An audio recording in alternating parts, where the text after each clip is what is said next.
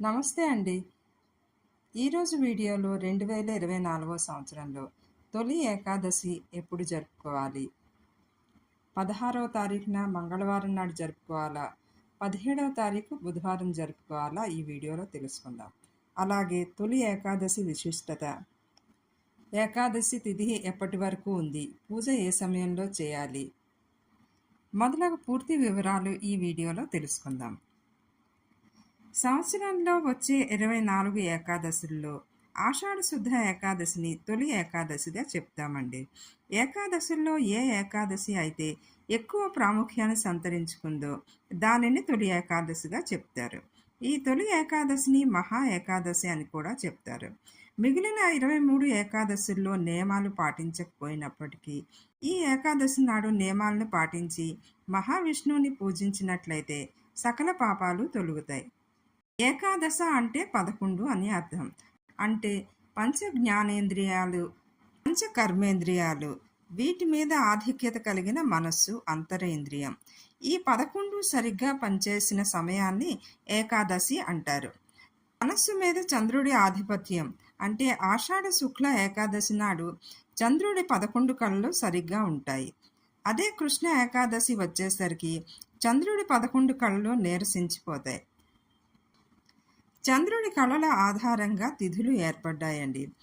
చంద్ర కళలు శుక్లపక్ష ఏకాదశి నాడు సరిగ్గా ఉన్న కారణంగా ఈ ఏకాదశి నాడు మన మనస్సు నిగ్రహంతో నియమాలని పాటిస్తూ ఉపవాస దీక్షతో విష్ణువుని పూజించినట్లయితే వైకుంఠ ప్రాప్తి కలుగుతుందండి. ఈ ఏకాదశిని పద్మ ఏకాదశి, పేలాల ఏకాదశి అని కూడా పిలుస్తారు. అలాగే శయన ఏకాదశి అని కూడా పిలుస్తారు.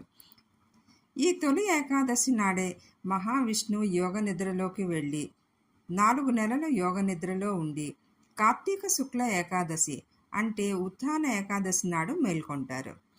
శ్రీ మహావిష్ణువుని ద్వాదశి నాడు మనం అనేక దీపాలతో ఆహ్వానం పలుకుతాం. మహావిష్ణువు యొక్క సుదీర్ఘ నిద్రని చాతుర్మాసం అంటారు. ఏకాదశి ఉపవాసం చేసేవారు ఏకాదశి ముందు రోజు నుండే నియమాలను పాటించాలండి. ఏకాదశి నాడు ఉపవాస దీక్ష చేసేవారు అన్నంతో చేసిన పదార్థాలను తినకూడదని ఏకాదశి వ్రత మహత్యంలో చెప్పబడింది. ఈ ఉపవాస దీక్ష చేసేవారు ఉదయం నుంచి ఉపవాసం ఉండి మొక్కజొన్నల పిండితో చేసిన పేలాల పిండిలో బెల్లం కలిపి ప్రసాదం చేసి సాయంత్రం మహావిష్ణువుకి నైవేద్యం సమర్పించి ఆ ప్రసాదాన్నే తినాలండి.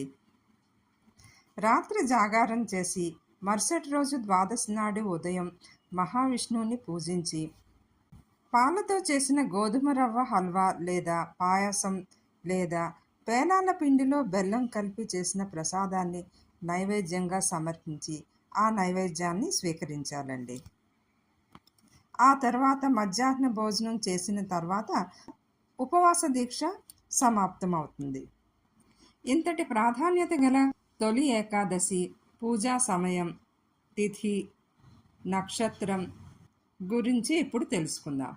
శ్రీ క్రోధినామ సంవత్సరం, ఉత్తరాయణం, గ్రీష్మ ఋతువు, జ్యేష్ఠమాసం, శుక్లపక్షం, తిథి ఏకాదశి, జూలై మంగళవారం 16వ తారీఖున సాయంత్రం 5 గంటల 11 నిమిషాలకు ఏకాదశి తిథి ప్రారంభమవుతుందండి. బుధవారం 17వ తారీఖు సాయంత్రం 5 గంటల 59 నిమిషాల వరకు ఏకాదశి తిథి ఉంటుంది.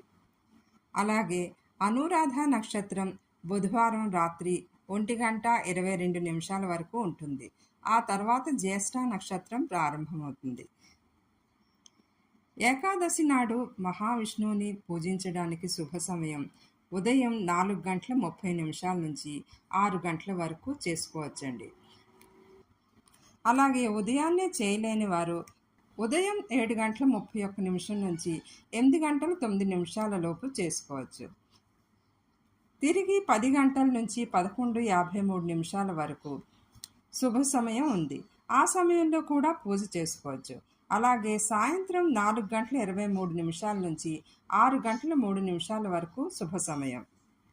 అయితే ఏకాదశి తిథి మాత్రం 5 గంటల 59 నిమిషాలతో సమాప్తం అవుతుందండి. అయితే అమృత ఘడియలు 6 గంటల 3 నిమిషాల వరకు ఉండటం వలన ఆలోగా పూజ చేసుకోవచ్చు. ఫ్రెండ్స్, ఈ వీడియో మీకు నచ్చినట్లయితే ఒక లైక్ చేసి షేర్ చేయండి. అలాగే లేటెస్ట్ అప్డేట్స్ కోసం మా ఛానల్ని సబ్స్క్రైబ్ చేసుకోండి. Thank you.